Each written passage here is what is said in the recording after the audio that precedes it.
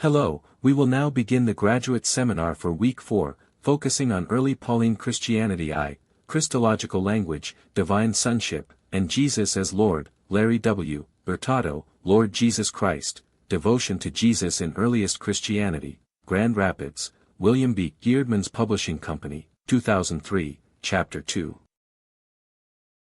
Welcome, everyone, to our advanced seminar on New Testament Christology. Today, we are embarking on a profound intellectual journey into the very bedrock of early Pauline Christianity and the explosive genesis of Christ devotion. Let us begin by contemplating the sheer historical anomaly of the early Christian movement.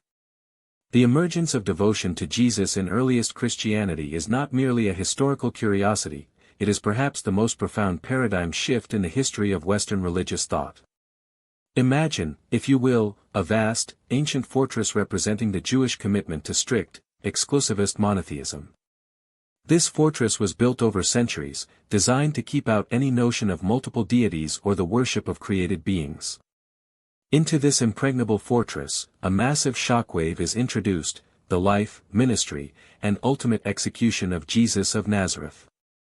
The ripples generated by this event were not subtle or easily contained.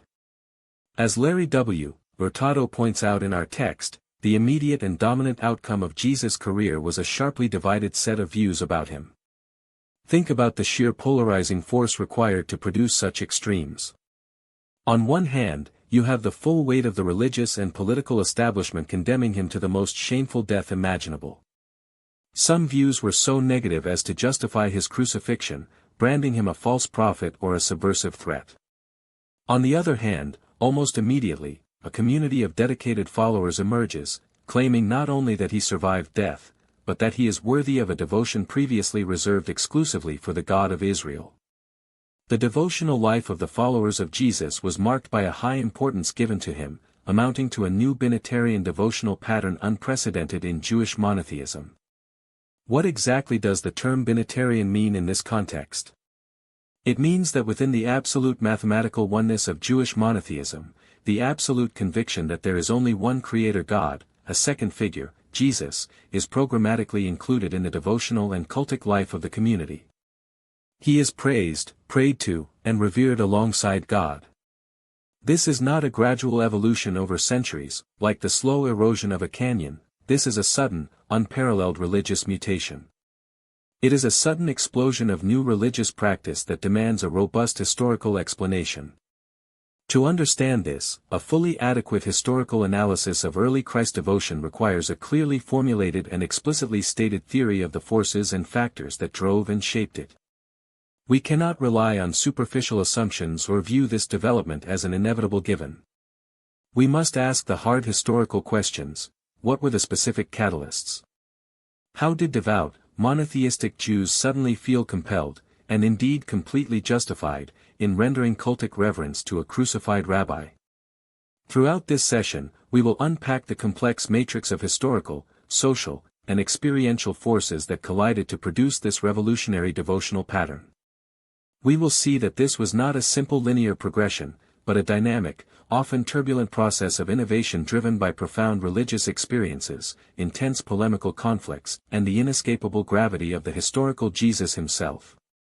So, let us dive deep into the text and uncover the historical mechanics of this monumental shift in human religious history. The matrix of innovation, four driving forces.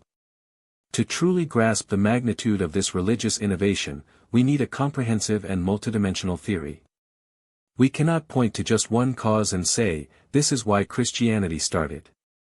History is far more complex than that. In his masterful analysis, Larry W. Hurtado outlines four major forces that operated in a dynamic interaction to drive and shape early Christ devotion.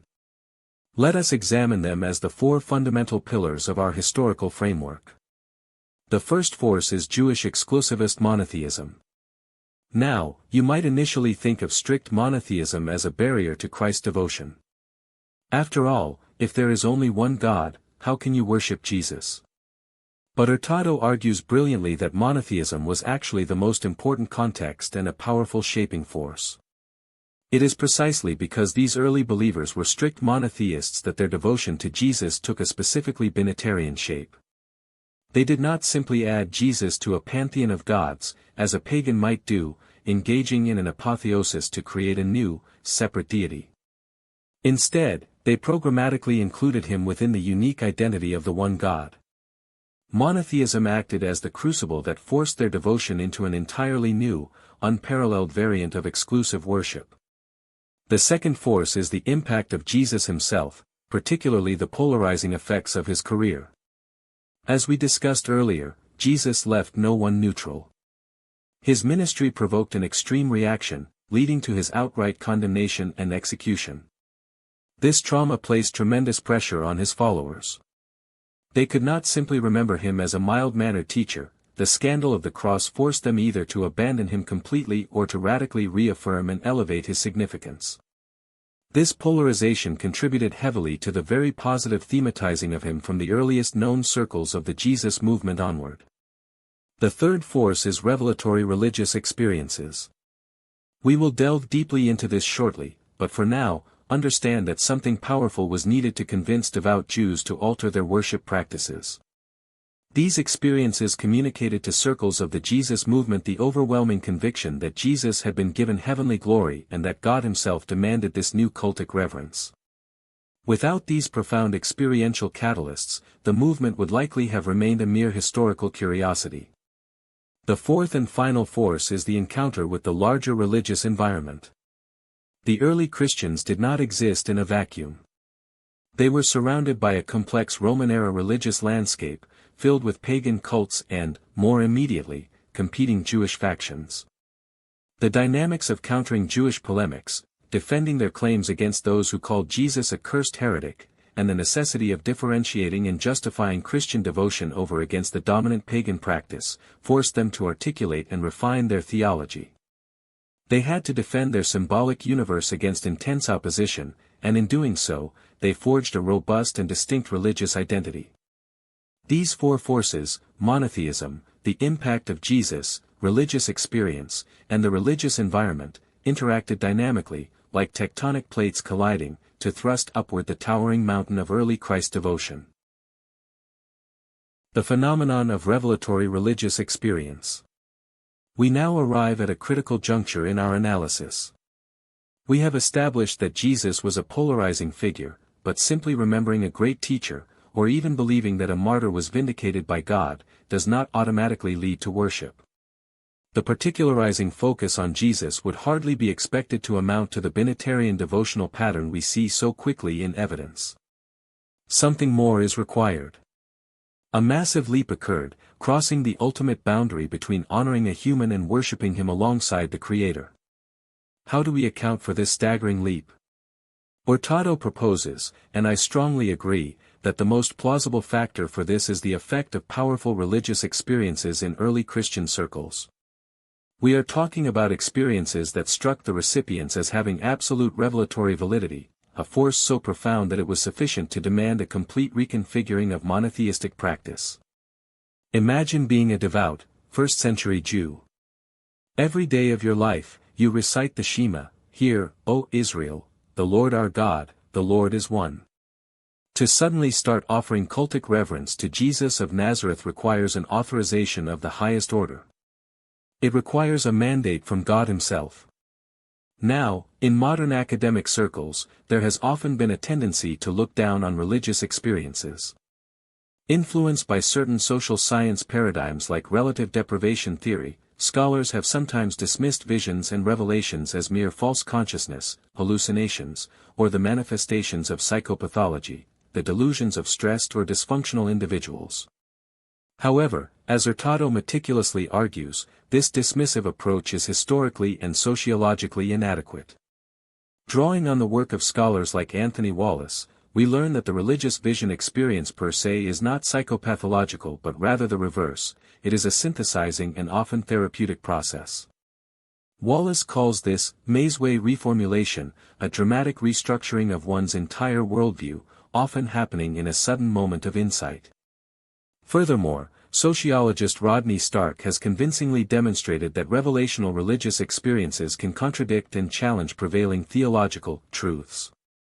Far from being the ravings of the mentally ill, profound revelations often happen to normal, highly creative individuals who possess deep religious concerns. These experiences produce a burning sense of personal divine commission. They are the engines of religious innovation. When we look at the early Christian movement, we must recognize that they did not sit around a committee table and logically deduce that they should start worshiping Jesus. They experienced what they wholeheartedly believed were divine revelations. They felt compelled by God. They believed the heavens had been opened, and God was instructing them to honor the Son just as they honored the Father. Whether a modern historian grants the metaphysical reality of these visions or not is beside the point. Historically, the demonstrable efficacy of such experiences in generating significant innovations is an undeniable fact. They were the ignition points for the binitarian mutation. Mechanisms of revelation, visions, prophecy, and exegesis. Having established that powerful religious experiences were the engine of Christological innovation, we must now ask, what exactly did these experiences look like on the ground? How did they manifest in the daily lives and gatherings of the early believers? Hurtado identifies three primary experiential forms, or mechanisms of revelation, that are clearly attested in the earliest Christian sources. The first and perhaps most dramatic mechanism was visions. Specifically, visions of the resurrected and exalted Christ. The Apostle Paul, in 1 Corinthians 15, recites as sacred tradition a list of appearances of the risen Jesus to various individuals and groups. But these were not merely sightings of a resuscitated corpse, they were luminous encounters with a figure exhibiting features of divine glory. Beyond post-resurrection appearances, there were ongoing visions and mystical ascents. Texts like 2 Corinthians 12 or the martyrdom of Stephen in Acts 7 describe visions of God's heaven, where the glorified Christ is seen standing in a position of cosmic authority, literally sharing the throne room of the Almighty. These overwhelming visual experiences convinced the recipients that God had bestowed upon Jesus a unique, heavenly status. The second mechanism involved inspired, spontaneous utterances in the form of prophetic oracles and inspired songs. The early Christian gatherings were highly charismatic and dynamic. Believers felt themselves moved by the Holy Spirit to speak and sing. As scholars like Martin Hengel have pointed out, these early Christian hymns, remnants of which are preserved in passages like Philippians chapter 2, were not the calculated products of trained poets sitting in a study. They erupted out of the religious exaltation of believers in corporate worship. They carried the weight of prophetic oracles, and their primary focus was lauding, celebrating, and worshiping Christ. Through the singing of these inspired songs, the community's theology was being forged in real time, in the heat of ecstatic worship. The third mechanism is what scholars call charismatic exegesis of biblical texts. This is absolutely crucial.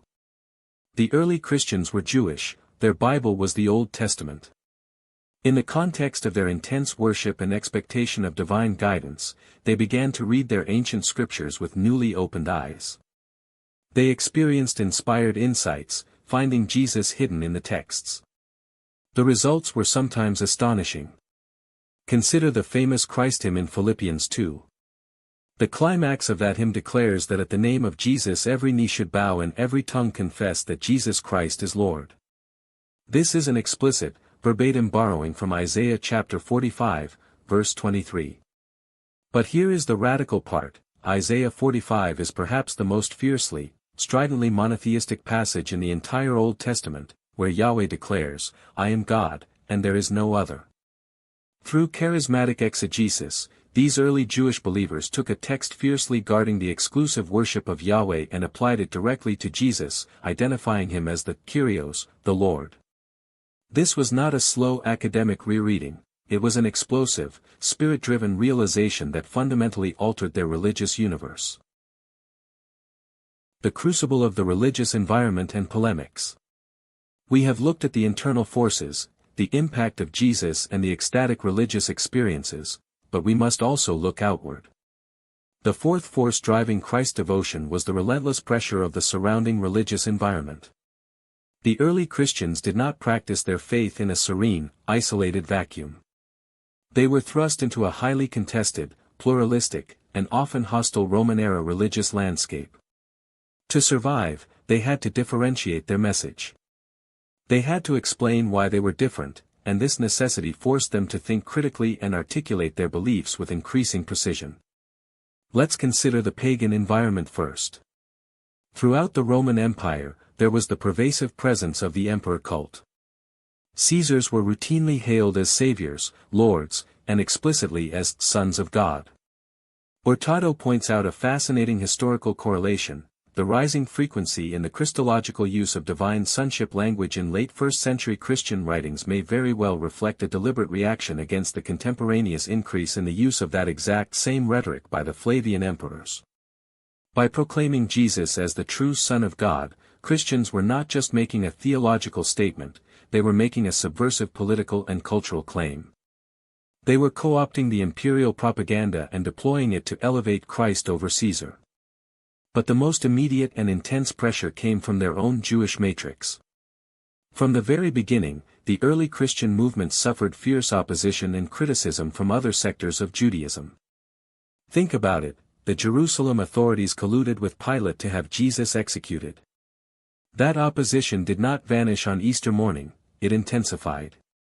Jewish opponents launched severe polemics against Jesus, seeking to refute any attempt by his followers to make him religiously significant. Some opponents argued that because Jesus was crucified, he was literally under a divine curse, based on Deuteronomy 21. This was a devastating theological attack. How do you respond when your opponents use Scripture to prove your Messiah is cursed by God? Drawing on the Sociology of Knowledge by Berger and Luckman, Hurtado notes that the need to defend a religious view against fierce opposition actually contributes significantly to the further conceptualization of that view. In order to defend their symbolic universe, early Christians had to dig deeper. Take the Apostle Paul, for example. In his letter to the Galatians, he addresses this exact charge that Jesus was cursed. Instead of denying the curse, Paul leans into it, conceptualizing a profound theology of substitutionary atonement. Christ became a curse for us, to redeem us from the curse of the law. The polemical attack became the anvil upon which a richer, deeper Christology was forged.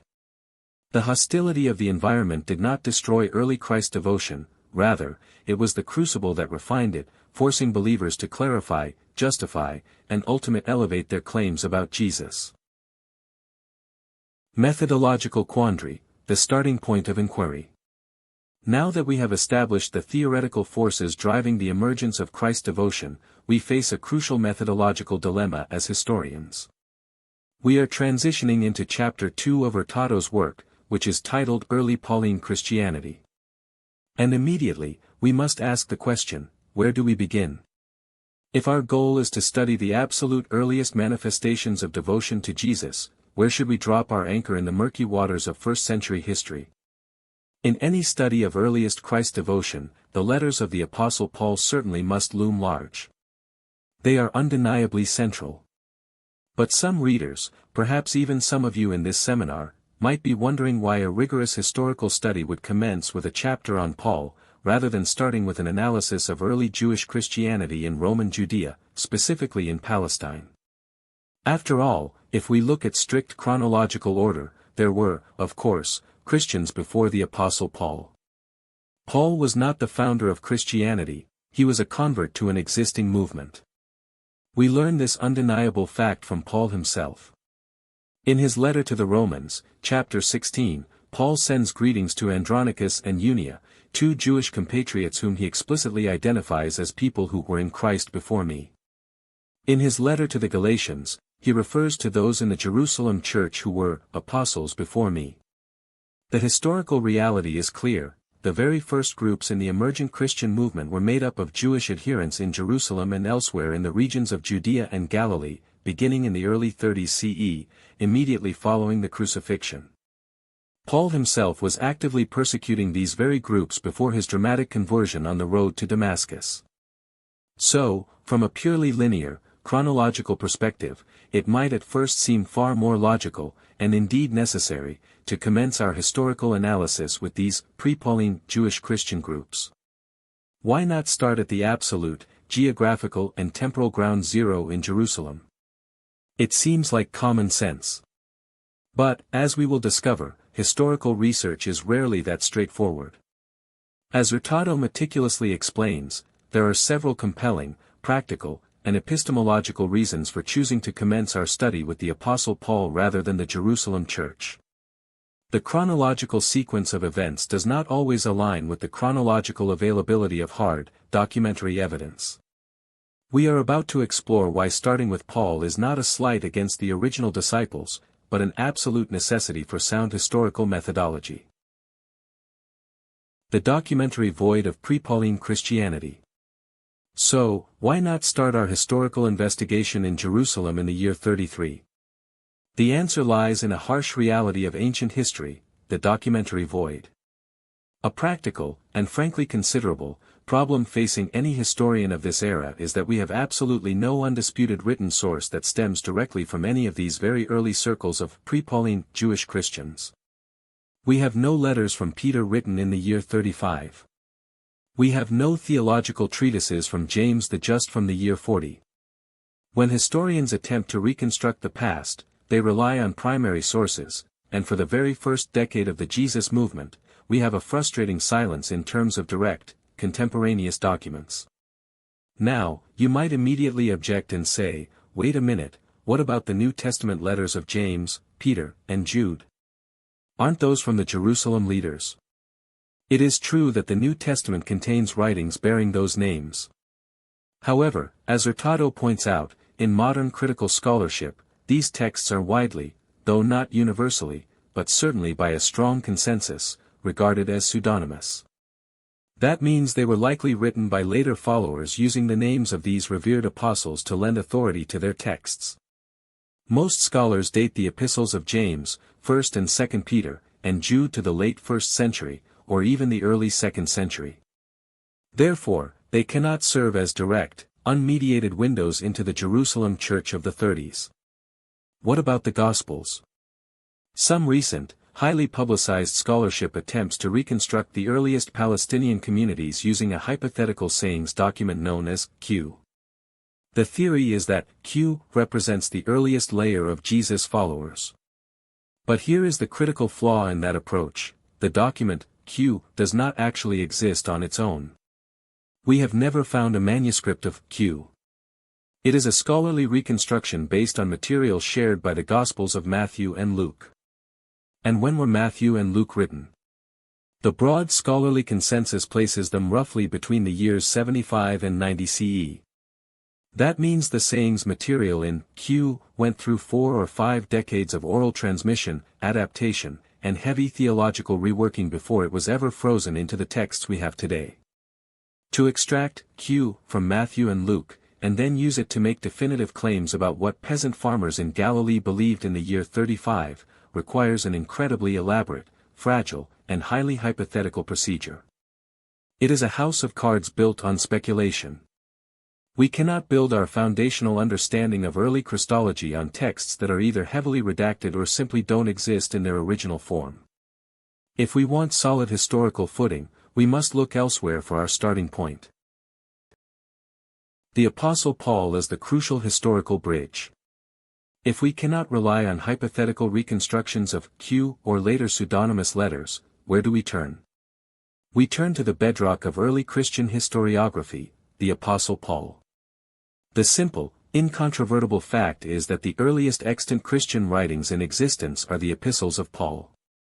The undisputed letters, such as Romans, 1st and 2nd Corinthians, Galatians, Philippians, 1st Thessalonians, and Philemon, are commonly and confidently dated by scholars to a tight window between approximately 50 and 60 CE. This means Pauline Christianity is the absolute earliest sector of the Christian movement to which we have direct, unmediated access through first-hand sources.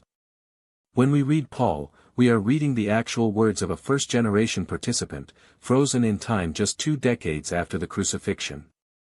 But the value of Paul goes far deeper than just the dates his letters were penned. The Christian Paul takes us back much earlier than the 50s. He serves as a vital historical bridge connecting us to the very genesis of the movement. How? Through his own remarkable biography. Paul's conversion on the road to Damascus is most likely to be dated within a couple of years, at most, of Jesus' execution.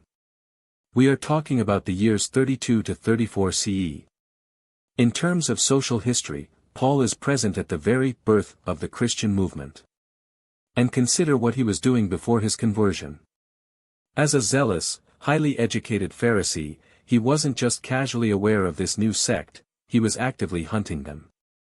He had become sufficiently acquainted with the beliefs and practices of these earliest Jewish Christians to determine that their theology was so profoundly dangerous and blasphemous that it justified his firm, violent efforts to destroy them.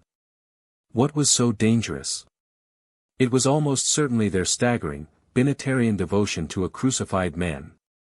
Paul knew exactly what the earliest church believed because he was interrogating them. Furthermore, following his conversion, Paul didn't go into isolation. According to his own autobiographical statements, he was immediately active in Christian circles in Arabia, Damascus, and Syria. Most importantly, within the first few years, he traveled to Jerusalem and became personally acquainted with Cephas, that is, the Apostle Peter, and James the Just, the brother of Jesus and leader of the Jerusalem church. He spent 2 weeks with Peter. The Paul who wrote his letters in the 50s had been intimately connected to the original Palestinian Jewish Christians all through the 30s and 40s. He knew their traditions, he knew their hymns, and he shared their fundamental Christology. Therefore, Paul's letters are not just a snapshot of the 50s, they are a vast reservoir containing the emergent Christian traditions from the very first days of the faith. Critiquing the bracketing of Paul in historical reconstruction. Because Paul is our most reliable historical anchor, any methodology that attempts to ignore him is fundamentally flawed. In this regard, Hurtado engages in a sharp and necessary critique of certain trends in modern scholarship, focusing specifically on John Dominic Crossan and his widely read book, The Birth of Christianity. Crossan's stated goal is to reconstruct the Christianity of the 30s and 40s. However, early in his book, Crossan indicates that he intends to bracket out and programmatically omit the Apostle Paul from his analysis. Think about the audacity of that for a moment.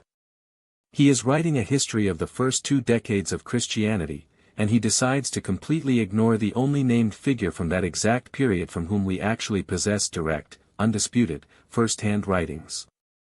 What is Crossan's justification for this bizarre omission? He offers a few reasons. First, Crossan opines that Paul was not as important or influential in the first century as he became theologically in later centuries.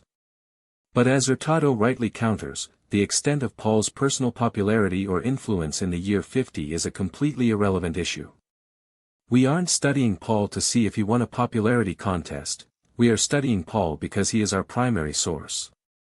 Paul is essential for historical analysis because of his personal participation in Christian circles in those early years, and his preservation of their earliest traditions. Crossan's second reason for excluding Paul is his claim that Paul was corrupted by moderate Platonic dualism and Hellenistic philosophy, making him a distortion of the pure, peasant movement of Jesus. But again, even if you accept the highly debatable claim that Paul was a Hellenistic dualist, it is entirely irrelevant as a reason for omitting him from a historical portrait. You do not throw away your best piece of evidence just because you don't like the author's theology. You interrogate the evidence. Crossan concludes his dismissal of Paul with a catchy aphorism, stating, "Start with Paul and you will see Jesus incorrectly." It sounds clever, but it is methodologically bankrupt. In the same spirit, Hurtado delivers a devastating aphorism in reply, "Fail to take adequate account of Paul and you will describe the birth of Christianity incorrectly." If you want to know what Christianity was like in its absolute infancy, it is a catastrophic failure of historical method to ignore the most famous convert, persecutor, and theologian of that exact period. Paul is not an obstacle to finding early Christianity, he is the only reliable door we have. Foundational context, the primacy of Paul's Jewishness. As we bring this introductory session to a close, we have firmly established why Paul's letters must serve as our primary historical lenses for viewing early Christ devotion. However, before we can begin to analyze the specific Christological language, the titles like Lord and Son of God, found in his letters, we must take account of the man himself. We cannot read Paul's letters in a vacuum. We must understand the personal factors that conditioned Paul and shaped everything he wrote. And in chronological terms, and in terms of its absolute, pervasive relevance, the single most important factor we must take very seriously is Paul's Jewish religious background. For a very long time in scholarship, particularly under the influence of the 19th century history of religion school in Germany, there was a tendency to view Paul as the man who severed Christianity from its Jewish roots and transformed it into a Hellenistic, Gentile mystery religion. But modern scholarship has thoroughly dismantled that view. Paul was, and remained, a Jew to his core. The profound continuing impact of his Jewish religious background is evident on every single page of his epistles. His Christian beliefs did not replace his Jewish heritage, rather, they carried forward and radically fulfilled the deepest features of the Jewish religion. He thought like a Jew, he argued like a rabbi, and his entire conceptual universe was governed by the Hebrew Scriptures.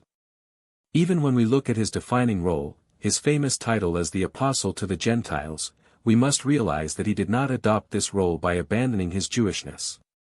On the contrary, Paul's motives and conceptions for preaching to the Gentiles were heavily indebted to biblical and Jewish categories. For example, when Paul describes his dramatic calling by God in the first chapter of Galatians, he doesn't use the language of a Greek philosopher discovering a new truth. He deliberately echoes the language of the Old Testament prophets. When he says God set me apart before I was born and called me through his grace, he is directly echoing the exact words of the prophet Isaiah in chapter 49, verse 1. Paul understood his mission to bring the nations to Christ as the ultimate fulfillment of Israel's eschatological destiny, as prophesied in the Jewish scriptures. Therefore, as we move forward in this seminar to examine Paul's breathtakingly high Christology, we must always remember this foundational truth: Paul's binitarian devotion to Jesus was not a departure from Judaism. In his mind, it was the ultimate, Spirit-revealed expression of it. Thank you for your attention today. The Evolutionary Dead Ends of Early Jesus Movements, a critique of Burton Mack. Even if we entertain the possibility of Mack's proposed circles of Jesus followers, they would have to be seen as a very short-lived variant form of the Jesus movement that had little or no impact on subsequent religious history. Let us unpack the profound gravity of this opening assertion by Larry Hurtado. In the contemporary landscape of New Testament scholarship, there is a pervasive and almost romantic temptation to search for the lost, the suppressed, or the deeply marginalized voices of early antiquity, and then to elevate these reconstructed fragments to a normative status. The scholar Burton Mack represents a pinnacle of this methodology. By leaning heavily into a highly speculative and layered reconstruction of the hypothetical sayings document known as Q, Mack posits the existence of a pristine, primitive community of Jesus followers. In Mack's view, these earliest followers viewed Jesus merely as a wandering cynic sage, a teacher of subversive wisdom completely devoid of the apocalyptic urgency, the redemptive theology, or the divine framework that would later come to define Orthodox Christology.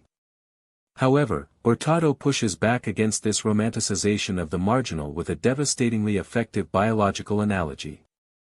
In the vast evolutionary tree of human religious history, not every branch survives the brutal pruning of time. Some branches simply wither and die because they lack the robust theological genetics required to withstand the immense environmental and cultural pressures of their specific era. Hurtado argues that if these cynic Jesus groups ever actually existed in the way Mack envisions, their distinct lack of a high Christology rendered them nothing more than a historical curiosity. They were an evolutionary dead end that fundamentally failed to adapt, propagate, and inspire the kind of fierce devotion required for a nascent religious movement to survive in the hostile environment of the Greco-Roman world. Now, let us consider another pivotal observation made by Hurtado on this matter. Indeed, the more aberrant Mack makes them, the less significant they become for historical purposes. Think deeply about the methodological implications of what this sentence means for historical inquiry.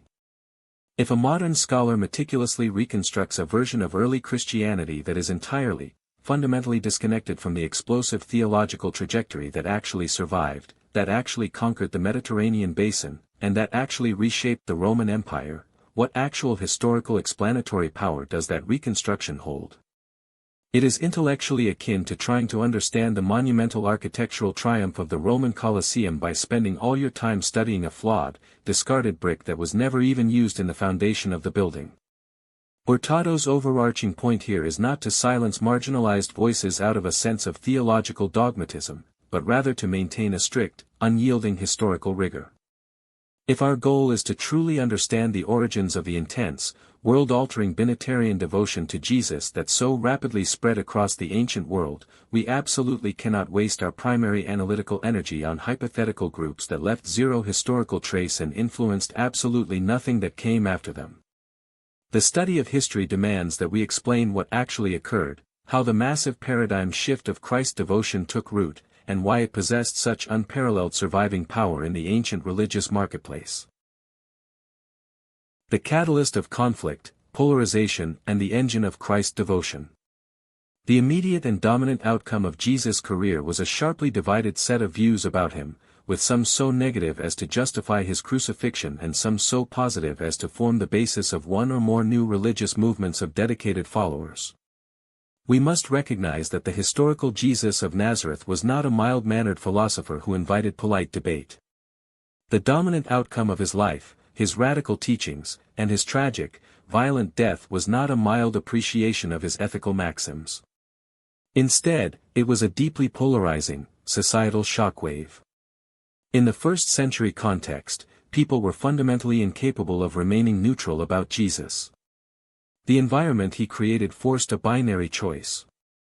On one side of the spectrum, the political and religious establishment was so deeply repulsed by his implicit claims, his subversion of temple authority, and his gathering movement that they deemed him a dangerous blasphemer, someone entirely deserving of execution. On the exact opposite side of the spectrum, a dedicated core of followers experienced something so overwhelming that they were willing to risk everything, up to and including their own lives, to proclaim his vindication. This intense polarization is the very engine that drove early Christology. When you are faced with fierce, deadly opposition, your theological claims do not soften, they crystallize. They become harder, sharper, and more defined. This brings us to a critical theoretical question that Hurtado raises for our consideration. Why did Christ's devotion assume the proportions it did in early Christianity, amounting to a new binitarian devotional pattern unprecedented in Jewish monotheism? The sheer pressure of the crucifixion created a crisis of cognitive dissonance for the early followers. According to Deuteronomy, anyone hung on a tree is accursed by God. Therefore, the crucifixion demanded an explanation that was equally as extreme as the execution itself.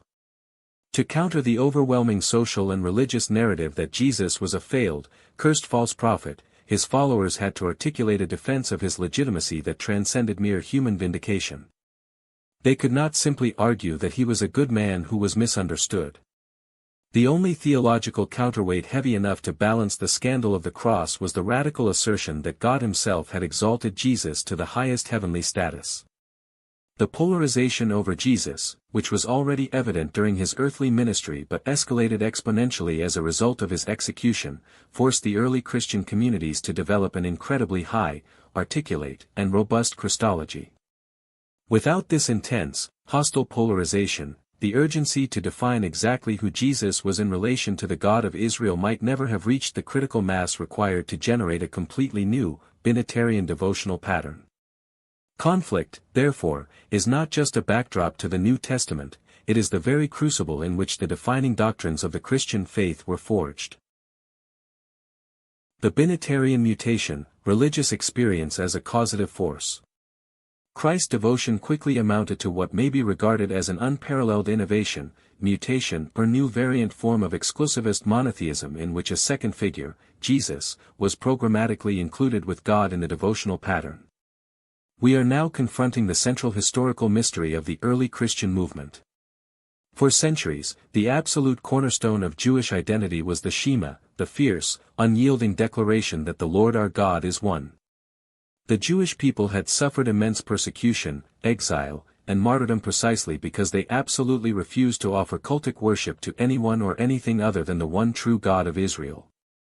To suddenly include a recently executed human being into the worship reserved exclusively for the Creator of the universe was a theological scandal of unimaginable proportions.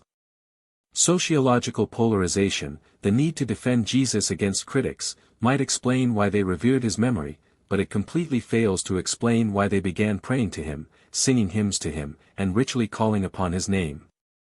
Something monumental, something of atomic spiritual force, was required to fracture and then reconfigure the bedrock of ancient Jewish monotheism. Hurtado provides the missing link in our historical reconstruction. I propose that the most plausible factor for this is the effect of powerful religious experiences in early Christian circles, experiences that struck the recipients as having revelatory validity and force sufficient to demand such a significant reconfiguring of monotheistic practice.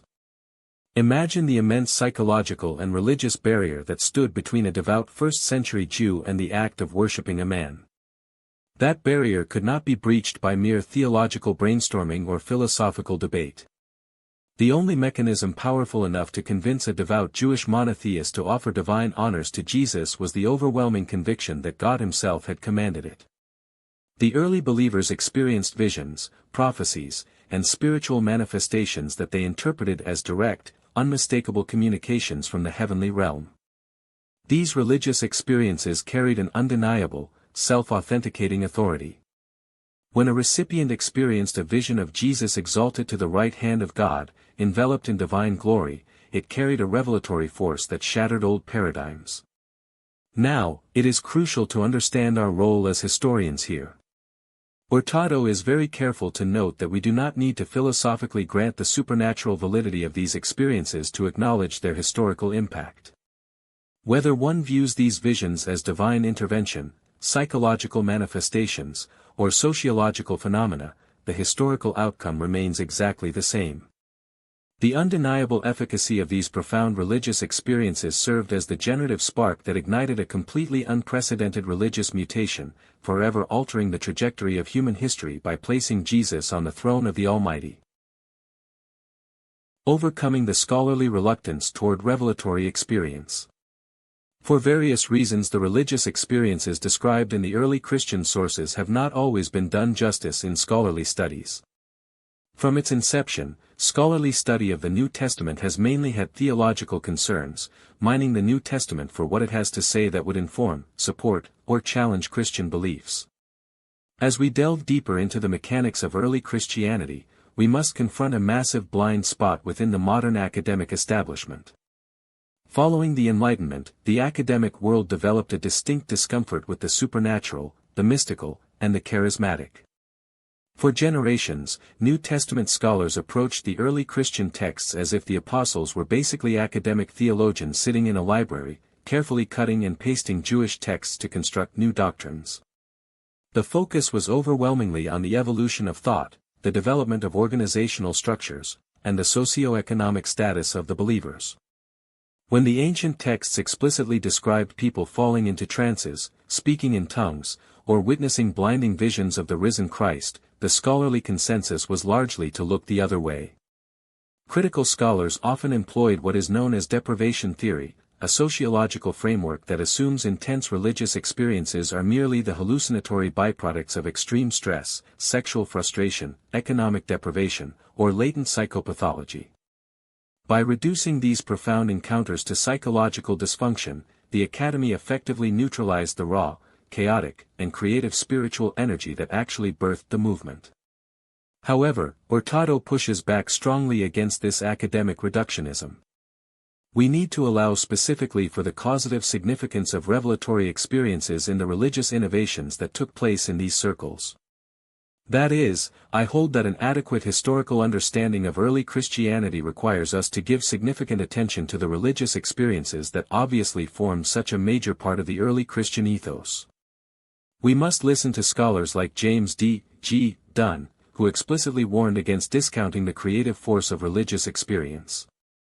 Imagine the mind of the Apostle Paul. Dunn famously described Paul's religious experience as a blazing furnace, a tremendous psychological and spiritual fire which melted down his inherited Jewish and Greek concepts, completely liquefying them, and then poured them forth into entirely new conceptual molds. You simply cannot explain the radical transformation of early Christian theology without acknowledging this furnace. When Anthony Wallace studied the emergence of new religious movements across cultures, he termed this phenomenon a maze-way reformulation, a sudden, dramatic moment of profound insight that completely restructures a person's worldview. By dismissing religious experience as mere false consciousness or hallucination, historians rob themselves of the very explanatory mechanism needed to understand how a small, frightened group of Jewish fishermen in Galilee suddenly found the spiritual audacity to conquer the Roman world. The spiritual experiences were not an embarrassing byproduct of the movement, they were the very fuel that drove the engine. Sociological mechanisms of revelatory innovation, Rodney Stark's model. Such powerful religious experiences can themselves contribute significantly, sometimes crucially, to religious innovations, and are not limited to serving merely as legitimizing devices for previously formed beliefs and practices. To truly understand how a vision becomes a religion, we must turn to the sociology of religion, specifically the groundbreaking work of Rodney Stark. For a long time, social scientists assumed that anyone claiming to have a revelation that contradicted established society must be mentally unstable. But Stark fundamentally changed the paradigm. He demonstrated that throughout human history, profound revelatory experiences frequently happen to entirely normal, mentally healthy individuals. In fact, these experiences most often occur to unusually creative and deeply devout individuals, people who look at the conventional religious system of their day and perceive a profound spiritual shortcoming or a theological crisis. When an individual of deep religious concern undergoes an intense revelational experience, it provides them with an absolute sense of divine commission.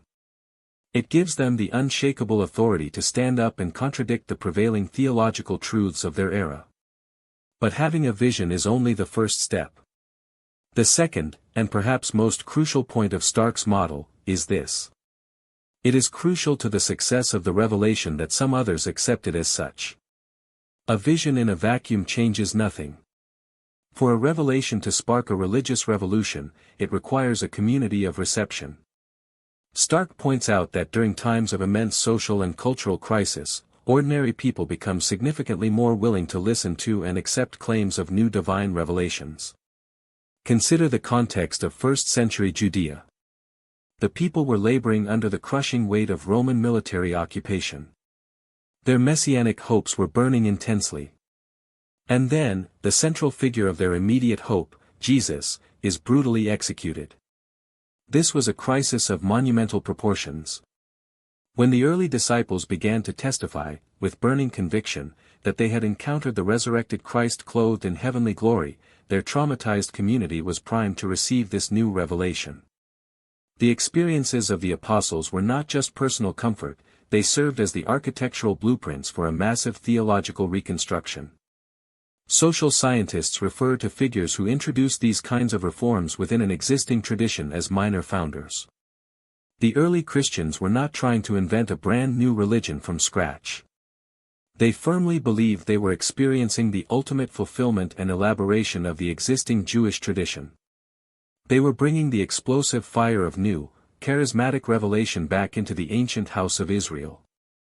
And it was exactly this volatile combination of profound personal revelation and communal validation in a time of crisis that generated the sociological momentum required to launch Christianity onto the world stage. Modalities of divine encounter, visions, oracles, and charismatic exegesis. The earliest traditions attribute the innovation to powerful experiences taken by the recipients as appearances of the risen Christ.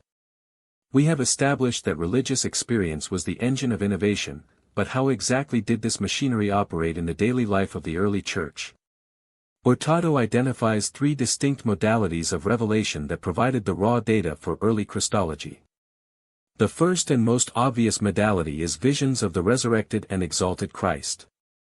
In 1 Corinthians 15, Paul recites a sacred, ancient tradition detailing appearances to Peter, James, and the apostles. These were not vague senses of a lingering spiritual presence. These were highly specific, visual encounters that conveyed precise theological information. The recipients were convinced they were seeing Jesus clothed in immortal, eschatological glory, exalted to a unique heavenly status, presiding over God's redemptive program. The second modality is the realm of prophetic oracles and inspired songs. When early Christians gathered for corporate worship, the atmosphere was highly charged and deeply charismatic. People did not simply recite liturgy, they experienced spontaneous, Spirit-inspired utterances. Scholars widely agree that the magnificent Christological hymns embedded in the New Testament, like the famous Carmen Christi in Philippians chapter 2, were not composed in a quiet study. They were born in the ecstatic, exalted atmosphere of worship, bursting forth from believers who felt they were prophesying the very truths of heaven. This brings us to the third, and perhaps the most intellectually fascinating modality, what scholars term charismatic exegesis. The New Testament preserves the results of these experiences in the sometimes astonishing appropriation of biblical passages to express Christ's devotion. We must realize that the early Christians did not have a New Testament. Their Bible was the Hebrew Scriptures. But following their visionary encounters with the risen Lord, they returned to those ancient scrolls and experienced a spontaneous, inspired illumination. They began reading the Old Testament through a radically new, Christological lens.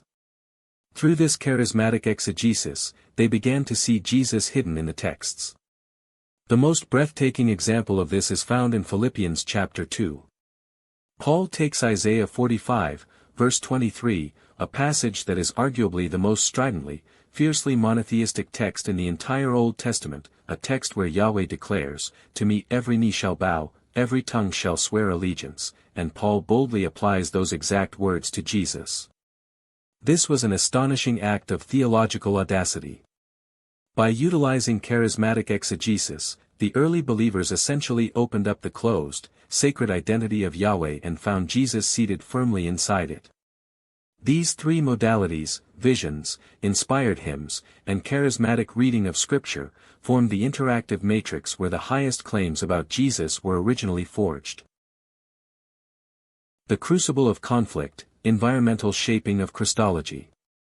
In their efforts to articulate and justify their distinctives in message and practice in the Roman-era religious setting, and in their reactions against features of the religious environment, their religious rhetoric and religious practices were also shaped. We now arrive at the fourth major force driving early Christology, the religious environment. It is vital to remember that Christian theology was not formulated by philosophers sitting in a tranquil garden. It was forged on the battlefield of intense religious polemics. From the very moment of the crucifixion, the Jesus movement faced severe, existential opposition from the wider Jewish matrix. The Jewish authorities who colluded with Rome to execute Jesus did not suddenly cease their opposition after his death. They launched a vigorous theological and social campaign to utterly discredit the movement. They argued that Jesus was a false prophet, a deceiver of the people, and most devastatingly, a blasphemer who died under the righteous curse of God. Now, when a religious group faces this kind of relentless, hostile critique, they must respond. They cannot remain silent. This dynamic is beautifully explained by sociologists Peter Berger and Thomas Luckman in their theory regarding the maintenance of a symbolic universe. When your reality is threatened by a competing group, the absolute necessity to defend your worldview forces you to conceptualize, define, and articulate your beliefs with far greater precision and sophistication. The opposition acts as a whetstone, constantly sharpening the theological blade. Hurtado points to a magnificent example of this dynamic in the writings of Paul.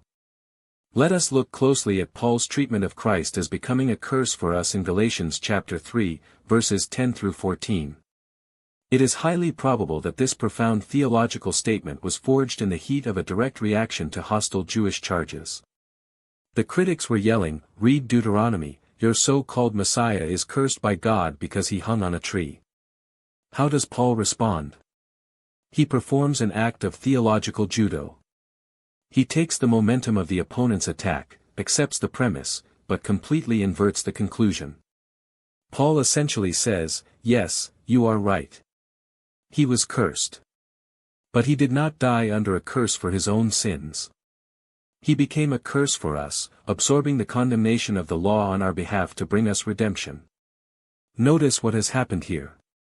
The hostile polemic from the environment did not destroy the movement, it forced the Apostle Paul to articulate one of the most profound, substitutionary theories of atonement in Christian history. The adversarial encounters, the debates in the synagogues, the persecutions, these environmental pressures were absolutely critical factors in driving the early Christians to mine the depths of their revelations and construct the towering theological architecture of Christ's devotion. Synthesis, the genesis of binitarian monotheism.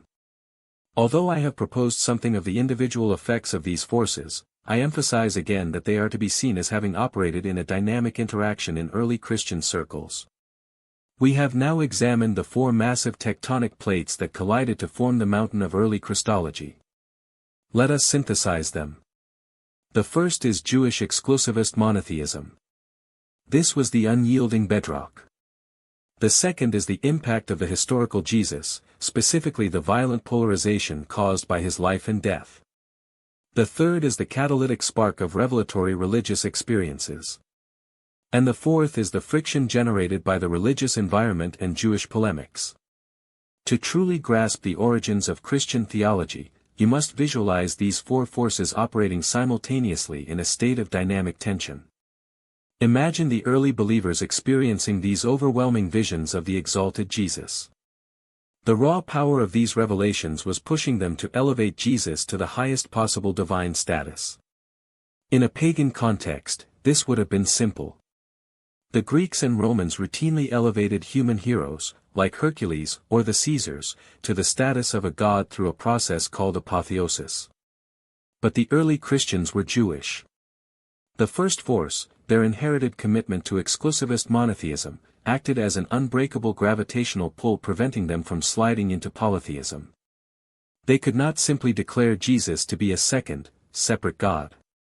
The resulting devotional pattern was an unparalleled innovation, and in view of the clearly expressed monotheistic self-understanding of these early Christians, their inclusion of Christ as recipient of cultic devotion can be taken as constituting a new variant form of exclusivist monotheism. This is the brilliance of the early Christian synthesis. Because of the pressure of monotheism, they did not place Jesus beside God as a junior deity. Instead, driven by revelation and defended through polemics, they essentially folded Jesus into the unique, singular identity of Yahweh. They created a binitarian shape to their worship. They prayed to the Father through the Son. They sang hymns to Christ as to a God, all while fiercely insisting that there is only one God. This delicate, complex, and utterly revolutionary balancing act is the crowning achievement of the earliest decades of the Jesus movement, setting the stage for centuries of Trinitarian theology to come. Methodological shift: why begin with Pauline Christianity? A practical and considerable problem is that we have no undisputed source that stems directly from any of these very early circles of pre-Pauline Jewish Christians.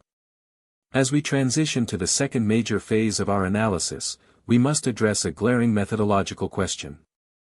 If we want to understand the very beginnings of devotion to Jesus, the movement that started in Jerusalem with Peter, James, and the Aramaic-speaking Jewish believers in the early 30s, why on earth are we starting our textual study with the Apostle Paul, whose letters were written to Greek-speaking Gentiles in the 50s?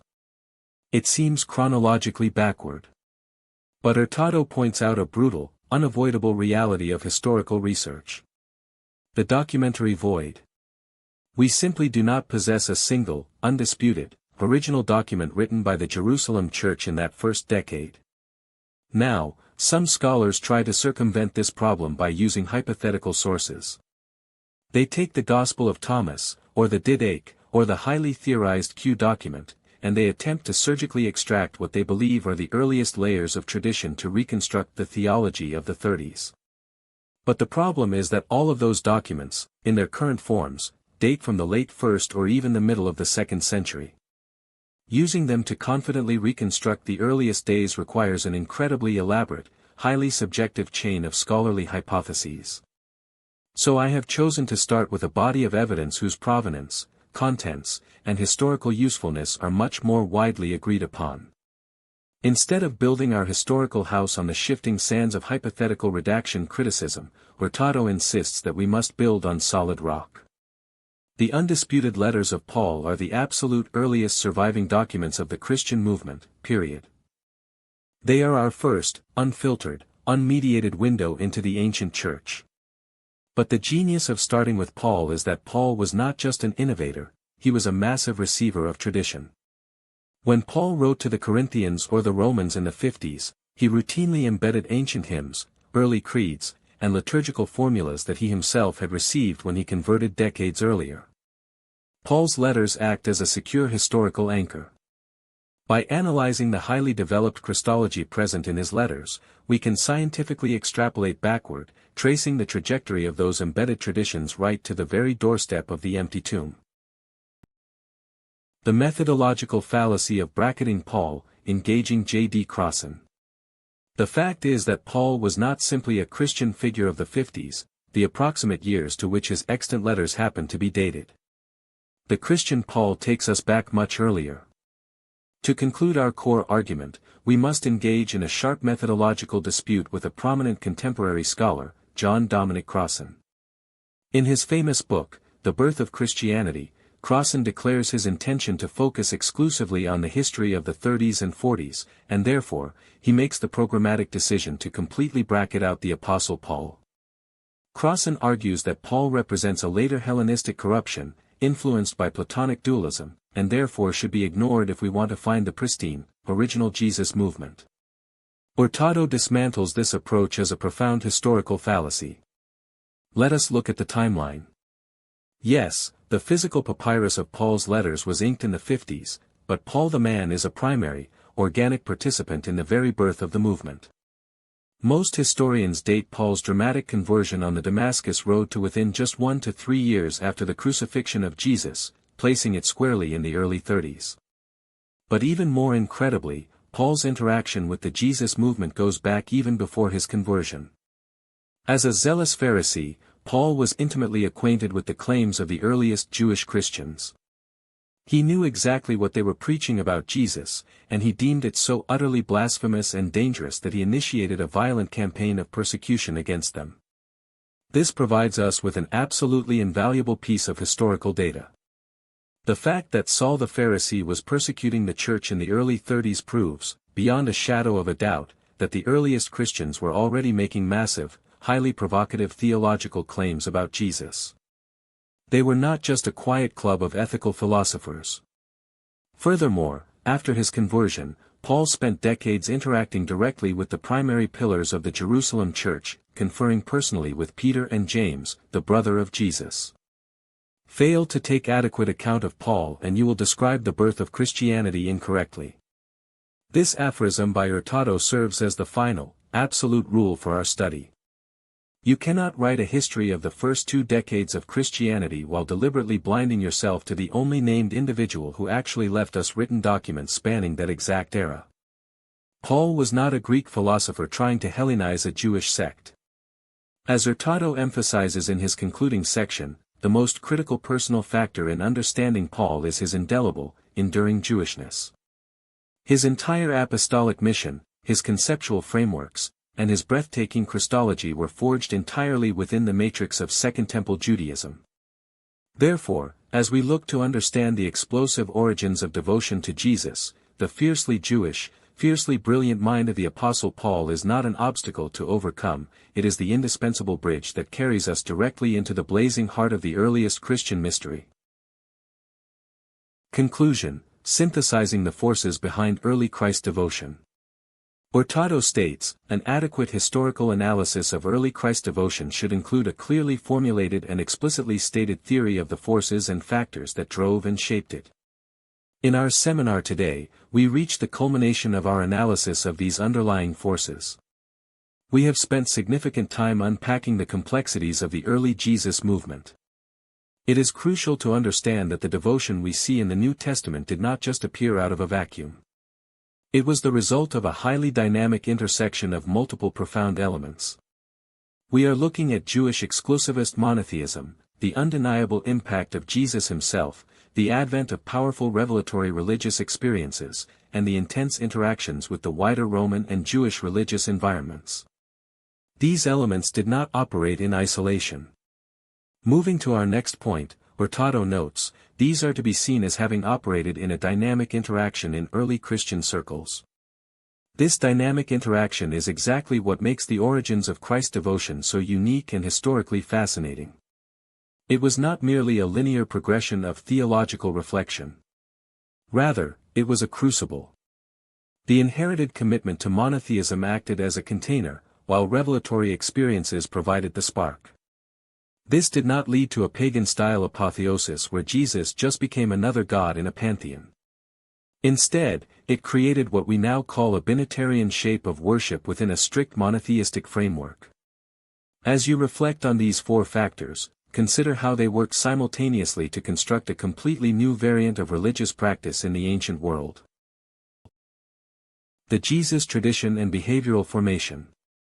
Hurtado points out that our earliest direct evidence consistently indicates the use of Jesus' sayings as authoritative teachings to shape behavior within the context of more familiar forms of Christianity. When we look at how the early church utilized the teachings of Jesus, it becomes immediately apparent that these were not just philosophical musings collected by detached intellectuals. They were deeply practical and profoundly authoritative. The sayings of Jesus were employed to actively construct the ethical and communal boundaries of the early believers. There was no indication that this was a departure from any previous usage.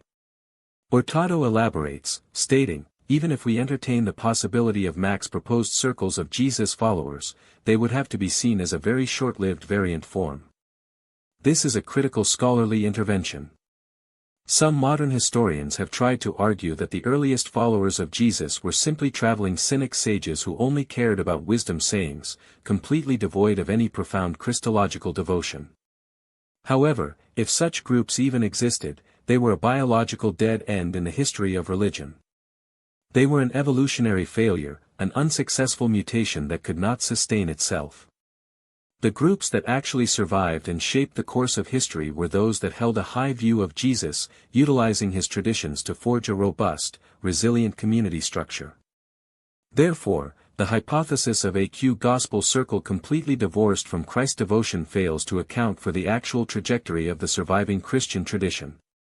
You must recognize that the Jesus tradition was always embedded within a matrix of profound devotion and practical discipleship. Polarization and the catalyst for devotion. Hurtado writes, the immediate and dominant outcome of Jesus' career was a sharply divided set of views about him, with some so negative as to justify his crucifixion and some so positive as to form the basis of one or more new religious movements. When we analyze the historical emergence of Christ devotion, we cannot ignore the sheer controversial nature of Jesus of Nazareth.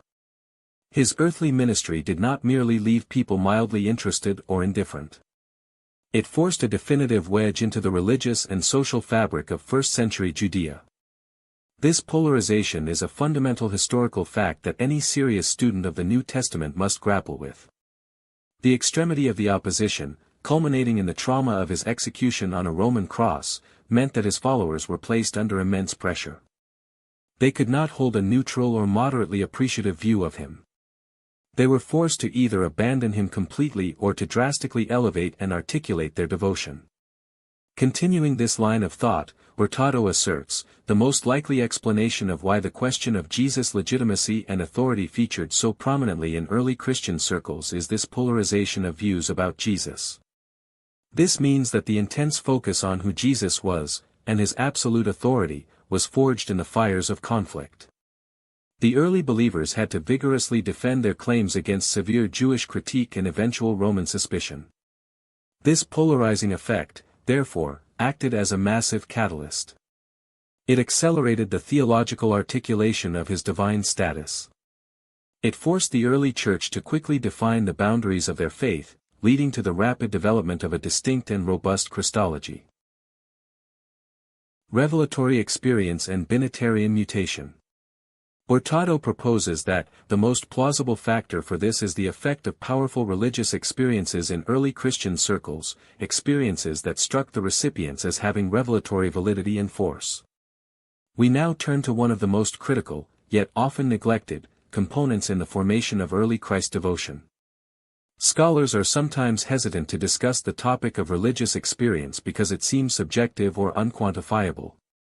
However, from a purely historical perspective, we must acknowledge that the early Christians claimed to be encountering the risen Christ and experiencing the profound presence of the Holy Spirit. These experiences were not mild emotional stirrings.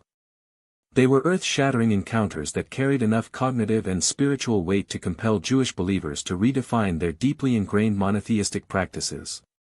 Without acknowledging the historical reality of these intense visionary or prophetic experiences, the sudden emergence of Christ devotion remains an inexplicable mystery.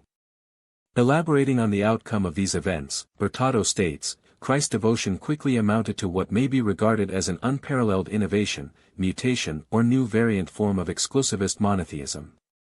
This is a brilliant biological analogy. Just as a mutation introduces a radical new trait into a species, these revelatory experiences introduced a second figure, Jesus, into the very center of Jewish cultic worship. This was not a slow evolution of doctrine over centuries. It was a rapid, dramatic restructuring of their religious universe. This binitarian pattern, where devotion to God now structurally included devotion to the exalted Jesus, was an absolute novelty in the ancient Roman-era religious landscape, and it was primarily driven by the undeniably powerful religious experiences of the first believers. Sociological validation of religious innovation.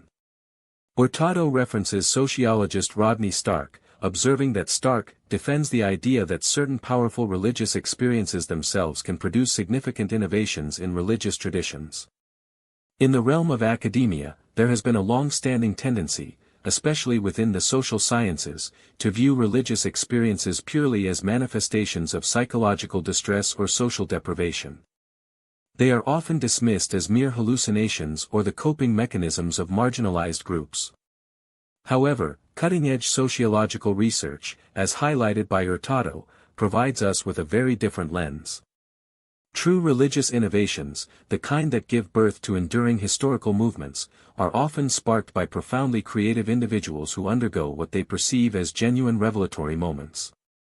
These experiences are not merely confirming old beliefs, they possess the creative power to dismantle old paradigms and construct entirely new religious meaning systems.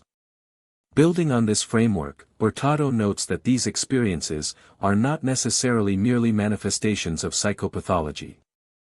This is a vital correction for our historical methodology.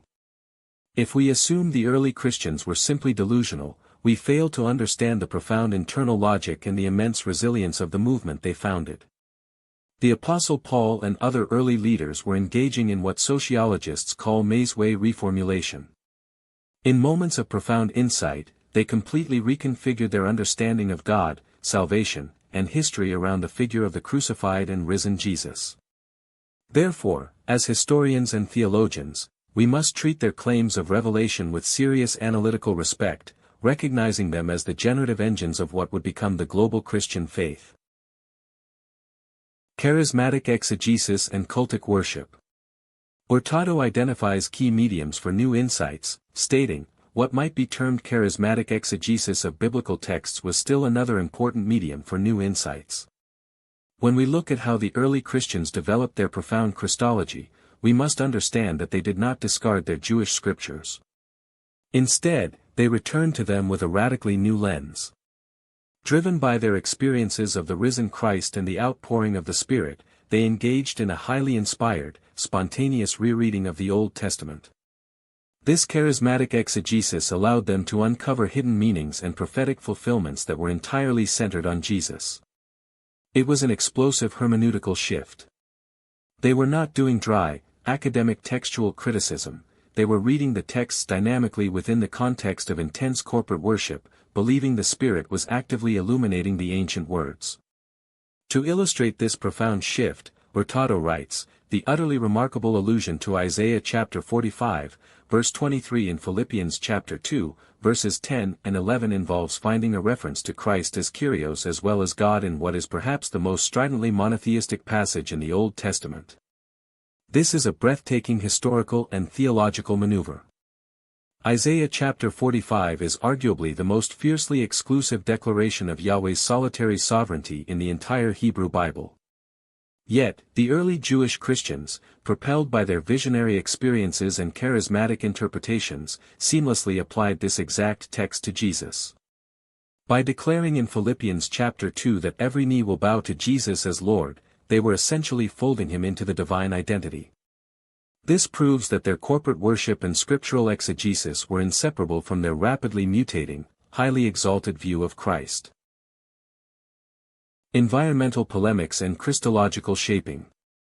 Hurtado observes that, in their efforts to articulate and justify their distinctives in message and practice in the Roman-era religious setting, and in their reactions against features of the religious environment, their religious rhetoric and religious practices were also shaped.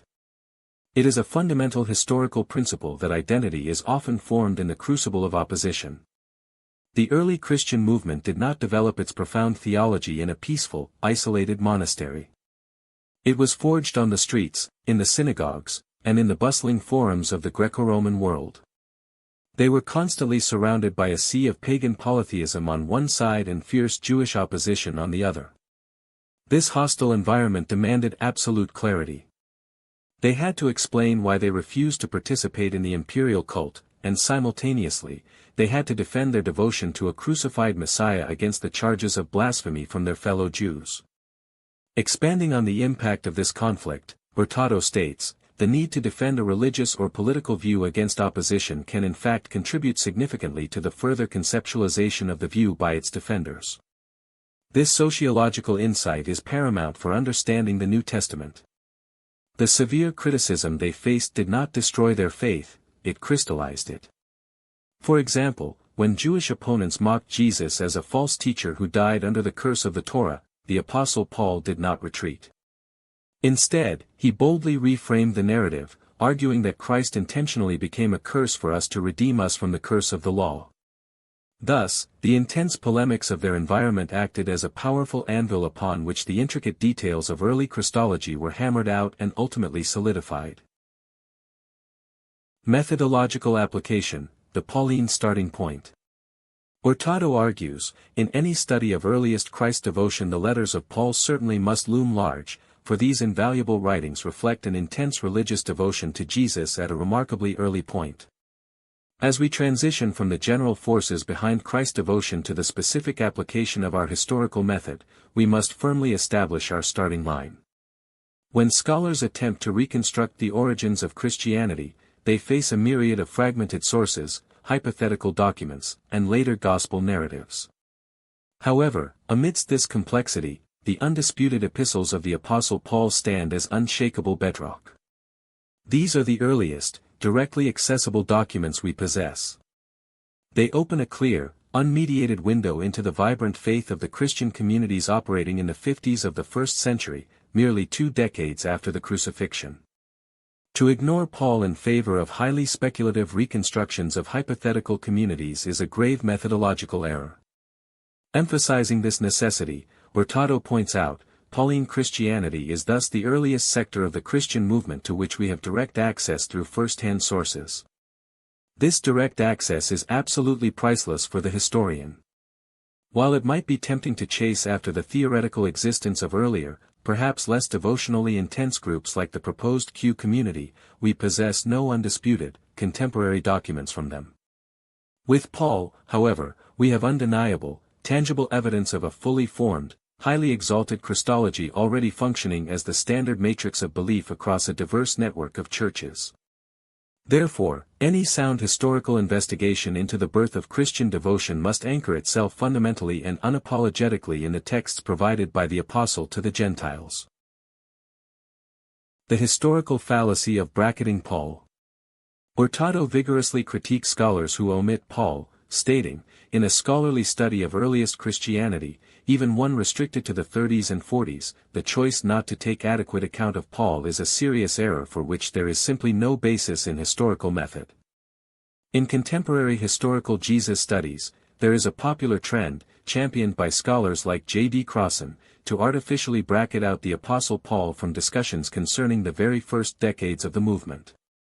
The justification often given is that Paul was influenced by Hellenistic philosophies or that his theology represents a later corruption of a simpler, original message. However, this approach is fundamentally flawed. You cannot simply erase the most prominent, well-documented figure of the early church from the timeline just because his theology disrupts a modern historical hypothesis.